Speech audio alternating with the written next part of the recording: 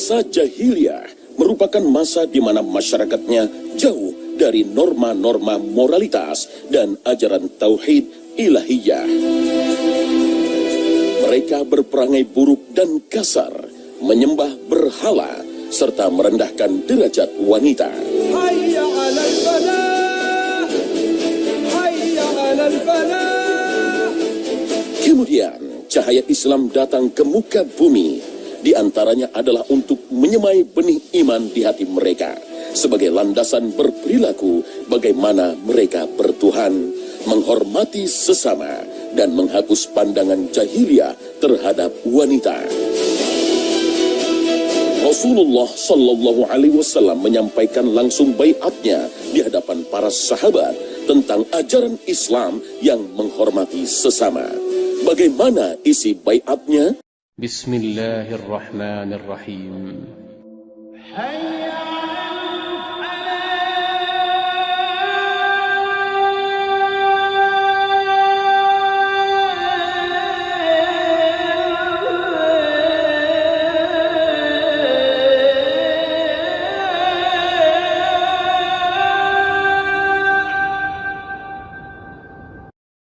Assalamualaikum warahmatullahi wabarakatuh.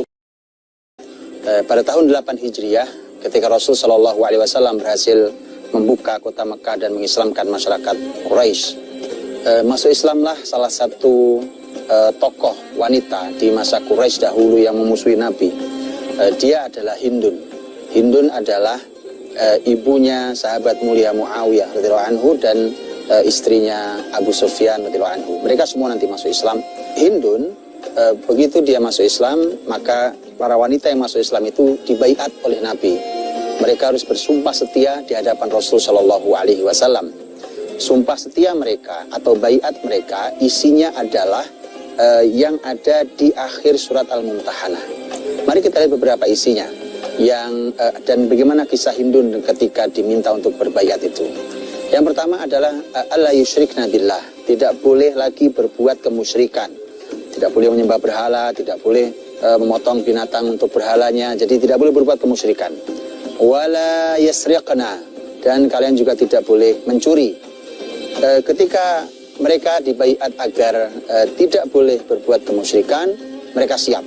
Ketika diminta untuk berjanji tidak lagi mencuri, mereka siap.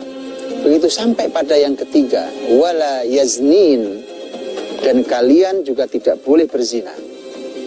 Maka Hindun protes, tapi menarik protesnya. Protesnya bukan tidak mau berhenti zina, bukan. Justru mengejutkan. Protesnya adalah, ya Rasulullah, kami ini adalah wanita merdeka, bukan budak. Dan zina itu adalah pekerjaan para budak. Ini tamparan keras bagi kita dan zaman kita hari ini.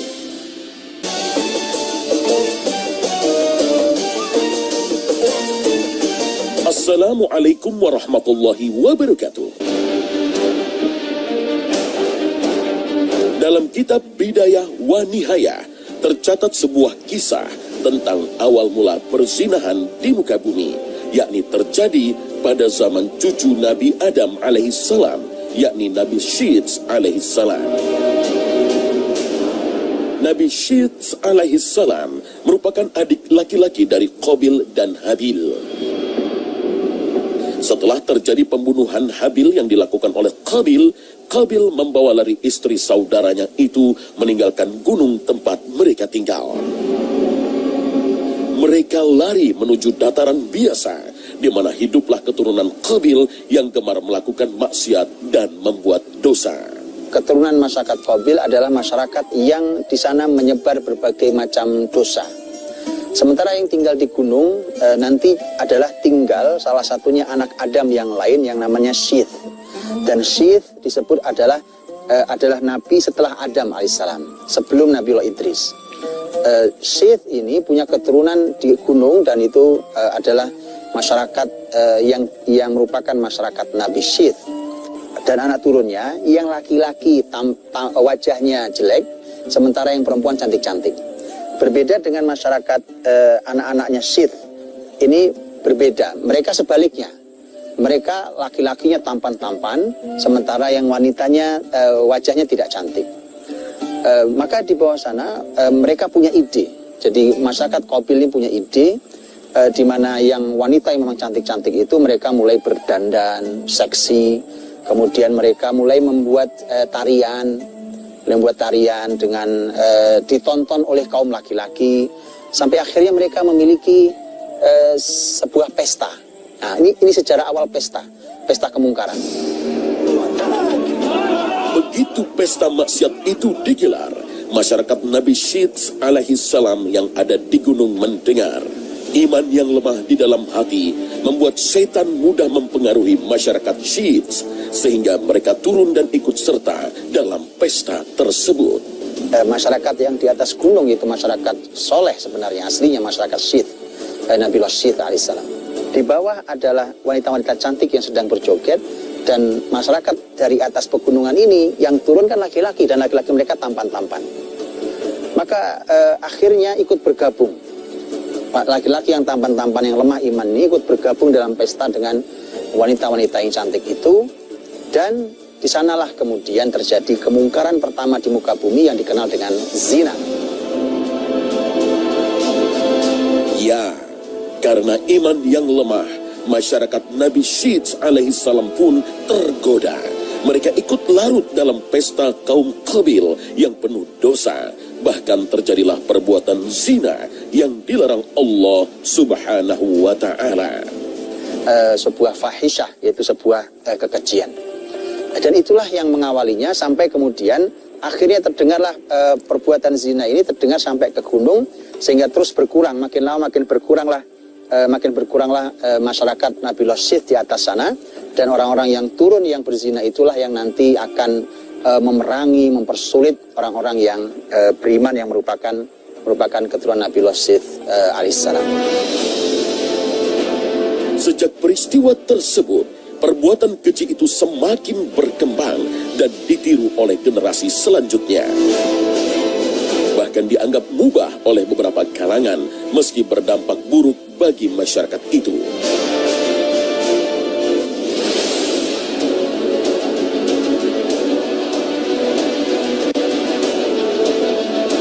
Hingga tiba masa jahiliyah, yakni beberapa tahun sebelum ajaran Islam hadir lewat Rasulullah Sallallahu Alaihi Wasallam.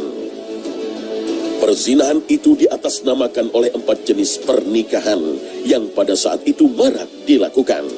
Apa saja 4 jenis pernikahan itu?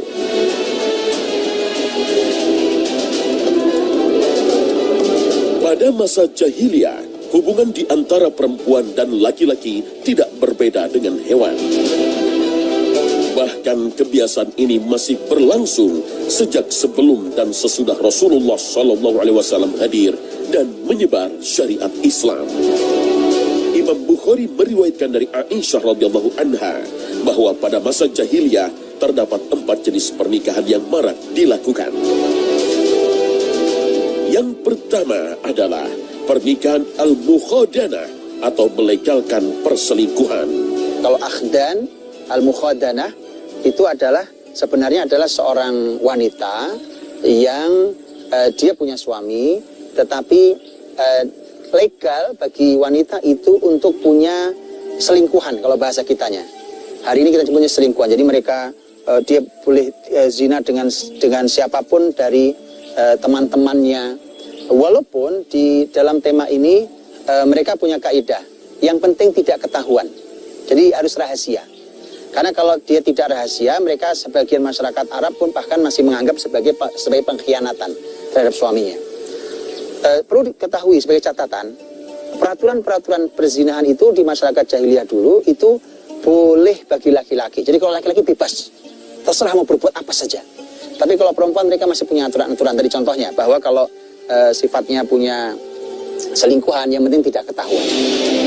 Mirip dengan al-mukhalladah, pernikahan jenis kedua disebut sebagai pernikahan ar-rohat, yakni pernikahan yang melegalkan poliandri, bahkan hingga jumlahnya 10 orang. Ada contohnya namanya adalah rohat. Rohat itu artinya sekelompok orang, biasanya jumlahnya 10. Seorang perempuan boleh tidur dengan 10 orang, boleh zina dengan 10 orang laki-laki. Kalau perempuan itu kemudian hamil, maka si perempuan ini melahirkan, perempuan ini boleh dan itu legal menunjuk siapa ayah dari bayi yang dilahirkannya. Dan nanti hukumnya semua peraturan di masyarakat itu, bayi itu nisbatnya kepada bapak yang ditunjuk dari 1 dari 10 orang itu. Seorang laki-laki yang ditunjuk oleh wanita tersebut harus menerima dengan tangan terbuka dan tidak boleh menolak untuk mengakui bayi tersebut adalah anaknya. Ya, ini adalah bagian dari cara jahiliyah merendahkan wanita. Bahkan jika sepasang suami istri sudah menikah dan belum memiliki keturunan, kaum jahiliyah melegalkan mengganti pasangan. Hal ini disebut dalam pernikahan jenis ketiga, yakni al-badal. Sahabat mulia Abu Hurairah radhiyallahu anhu mengatakan ada satu kata namanya al-badal. Al-badal itu artinya ganti, pengganti. Abu Hurairah mengatakan al-badal fil jahiliyah, bahwa badal itu kerjaan jahiliyah dulu. Itu adalah yang hari ini juga terjadi di sebagian masyarakat, wal iyadzubillah, naudzubillah, yaitu tukar suami istri. Jadi tukar-tukaran. Dia bertukar istri orang dengan istrinya dan dipertukar. Ini adalah pekerjaan jahiliyah dari dahulu. Kemudian juga ada istilah lain yang disebut dengan al-istibdha'. Al-istibdha' itu adalah perzinahan di mana kalau seorang laki perempuan menikah, kemudian tidak kunjung punya anak, maka sang suami memerintahkan istrinya untuk tidur dengan seseorang. Biasanya seseorang itu adalah tokoh di masyarakat. Tidur dengan tokoh di masyarakat itu, begitu hamil baru pulang. Begitu hamil baru pulang, dia tidak dicampuri sampai nanti dia melahirkan. Itu disebut istibdha' atau ingin mencari keturunan. Dan biasanya mereka senang kalau dicampuri istrinya oleh tokoh di masyarakatnya, karena artinya punya darah dari tokoh itu. Waliyadzubillah, semuanya perbuatan setan. Kemudian pernikahan jenis keempat adalah melegalkan secara terang-terangan persetubuhan dengan wanita yang menjajah tubuhnya. Pernikahan ini disebut sebagai pernikahan royat. Royat bermakna bendera, karena wanita ini menandai dirinya sudah siap dengan bendera yang dipasang di depan rumahnya. Dan kemudian ada yang disebut dengan sahibatur royat, yaitu para wanita yang menancapkan bendera di depan rumahnya. Ini resmi rumah-rumah pelacuran. Ini prostitusi resmi pelacuran. Jadi diletakkanlah bendera-bendera itu. Ada yang menyebutkan warna benderanya warna merah, diletakkan di depan rumah-rumah mereka. Kalau bendera dikibarkan hari itu, maka artinya wanita yang di dalam rumah itu sudah siap hari itu untuk membuka dirinya, menjual harga dirinya dan menjadi pelacur hari itu. Waliyadzubillah. Kemudian Islam datang. Di antaranya adalah untuk memberi pedoman hidup kepada manusia serta memuliakan derajat wanita. Bahkan Allah Subhanahu wa Ta'ala di dalam Al-Quran berulang-ulang memuji hambanya yang senantiasa menjaga kesucian dirinya. Ketika Allah Subhanahu wa Ta'ala berfirman tentang wanita juga sama. Allah memuji wanita mulia, yaitu Maryam. Maryam dipuji Allah Subhanahu wa Ta'ala. Kalimat Allah menyampaikan innallaha astafaki wa tahharaki wastafaki ala nisa'il alamin. Sesungguhnya Allah memilihmu wahai Maryam dan Allah mensucikanmu. Allah puji Maryam karena kesuciannya. Dalam ayat yang lain Allah berfirman tentang Maryam, wa Maryam ibnata Imran allati ahsanat farjaha. Sebelum Allah memuji Maryam dengan pujian-pujian yang lain bahwa dia wanita yang beriman, wanita yang taat, ternyata Allah memuji dengan permulaan allati ahsanat farjaha, yang menjaga kemaluannya, menjaga kehormatannya. Ajaran untuk menjaga kesucian tentu saja berimbang dengan sebab-sebab yang melandasinya. Di antaranya untuk menjaga kehormatan perempuan, mencegah anak-anak yang terlantar, mencegah bercampur baurnya nasab, serta menghindari jenis-jenis penyakit yang menular lewat hubungan bebas. Namun, apabila anak cucu Adam mengabaikan ajaran ini, maka Allah Ta'ala juga menyertai ancaman yang cepat atau lambat akan turun sebagai balasannya. Ini bisa dilihat dari fenomena alam yang muncul beberapa waktu belakangan, seperti gempa, longsor ataupun gunung meletus. Aisyah radhiyallahu anha, beliau mengingatkan saat itu ditanya tentang gempa, peristiwa gempa. Dan bukankah hari ini kita mulai merasakan banyak gempa? Ini bukan sebatas fenomena alam. Kalau alam dari dulu nih, alam ini ada. Gunung, lautan, daratan, lembah, semua ada. Gunung berapi, lautan, semua ada.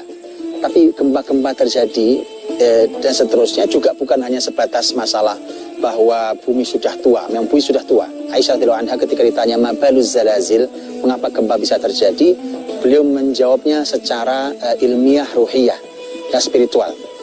Beliau mengatakan nomor satu poin pertama adalah idastabahuz zina. Kalau mereka itu masyarakat sudah menganggap zina itu mubah, artinya biasa dan boleh, halal-halal saja. Tidak hanya zina, peringatan ini juga berlaku terhadap segala perilaku jahiliyah yang menghalalkan perilaku yang Allah haramkan. Di antaranya adalah halalnya sutra bagi laki-laki dan musik yang melalaikan. Yang kedua adalah Rasul Shallallahu Alaihi Wasallam bersabda, kata Nabi, layakunanna fi ummati, akan terjadi pada umatku, ada umatku yang yastahillunal hirra wal harira wal ma'azif.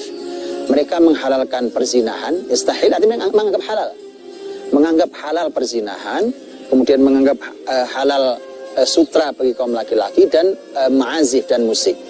Mereka, kata Nabi SAW, itu akan dihukum Allah Subhanahu wa Ta'ala. Kalau sudah sampai tingkat menghalalkannya, akan dihukum oleh Allah Subhanahu wa Ta'ala dengan hukuman yakhsifullahu bihimul ard.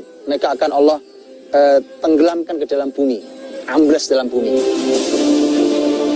Peringatan ini bisa menjadi bahan kita semua untuk memuhasabah tentang peristiwa yang terjadi di muka bumi belakangan ini. Barangkali di antara musibah yang melanda merupakan teguran untuk kita agar senantiasa lebih banyak mengingat dan mendekatkan diri kepada Allah Subhanahu wa Ta'ala. Sebab ini merupakan pengingat dari Allah yang cemburu pada hambanya yang sehari-hari sibuk pada urusan dunia. Namun, jika pengikat ini belum juga memberi jera, maka terdapat ancaman lain untuk pelaku zina. Kemudian juga oleh Allah SWT, sebagian dari mereka dikutuk berubah menjadi al-qiraddah wal khanazir. Menjadi sebagian berubah menjadi monyet dan menjadi babi. Jadi ancamannya sangat berat. Kemudian juga dalam hadis yang lain Rasulullah SAW menyampaikan tentang merebaknya prostitusi dan perzinahan. Sekali lagi bukan hanya dilakukan, tetapi sudah merebak dan dianggap biasa. Dalam riwayat lain adalah riba wa zina, riba dan zina, nampaknya satu paket. Nabi SAW mengatakan illa fasha fihim, kecuali at-ta'un wal auja allati lam takun fi aslafihim allati namadau. Tidaklah perzinahan, kekejian itu menyebar. Dalam riwayat lain bahkan dengan riba juga menyebar, kecuali akan menyebar ta'un. Ta'un adalah penyakit, wabah penyakit yang sulit diobati. Satu. Yang kedua adalah al-auja. Auja adalah kelaparan. Kelaparan. Masyarakat bumi kelaparan. Para ilmuwan menganggap bumi tidak lagi bisa memberi makan penduduknya. Padahal Allah tidak mungkin salah menciptakan manusia itu di bumi ini yang sangat kaya raya seperti yang kita lihat di bumi kita sekarang ini.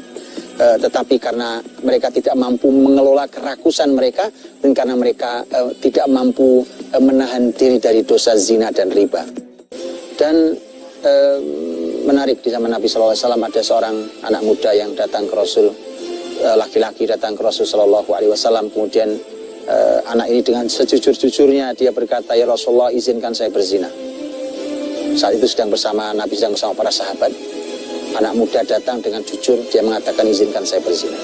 Tentu sahabat marah, bahkan hampir mereka berdiri akan memukuli anak muda itu. Nabi mengatakan jangan. Lihat, ini pelajaran mahal. Bagaimana Nabi mengatasi gejolak di anak-anak muda kita, di anak muda di zaman itu yang dengan jujur dia mengatakan izinkan aku berzina. Maka Nabi mengatakan, dengan dekatkan anak muda itu, jangan dimarahi. Maka Nabi mengatakan, bagaimana kalau ibumu dizinai orang, dia marah, dia bilang saya akan marah besar. Kata Nabi yang akan bagaimana kalau putrimu dizinai, dia juga marah. Gimana kalau saudarimu, bagaimana kalau bibimu, anak muda itu marah. Kemudian Nabi mengatakan yang akan kau zinai adalah kalau tidak ibunya orang lain, putrinya orang lain, saudarinya orang lain, atau bibinya orang lain. Logikanya dinaikkan. Ini membuktikan bahwa perzinahan itu secerdas apapun yang orang yang melakukannya berarti logikanya mati. Sehingga ketika seperti itu, anak muda sudah seperti itu, baru kemudian Nabi memegang dadanya, berikan sentuhan, dipegang dadanya, kemudian didoakan oleh Nabi SAW. Nabi SAW mengatakan, ya Allah sucikan jiwanya dan jagalah kemaluannya. Kemudian anak muda itu langsung reda, dia dingin hatinya, kemudian dia mengatakan sudah hilang keinginan dia untuk melakukan dosa perzinahan. Semoga Allah memberikan kesucian. Wallahu ta'ala alam bishawab. Assalamualaikum warahmatullahi wabarakatuh.